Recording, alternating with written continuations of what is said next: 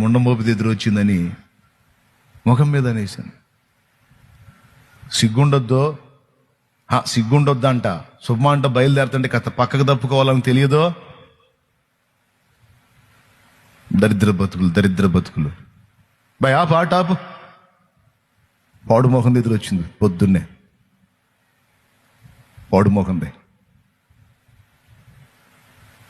అని ఆటో ఆపుకొని మళ్ళీ ఇంకొక శకునం చూసుకొని పోయి, మీరు నమ్మండి నమ్మకపోండి, అదే రోజు సాయంత్రానికి ఆమె భర్త ఈ మాట అన్న భర్త సాయంత్రం 6:30 అప్పుడు ప్యాస్ పోసుకోవడానికి వెళ్ళాడు వాళ్ళ ఇంటి బయట పక్కకి.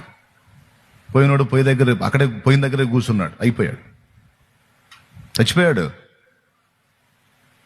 ఒక్క డే కూడా గడవక ముందే విధవరాలు అయిపోయింది ఆమె. పాడు మోకంది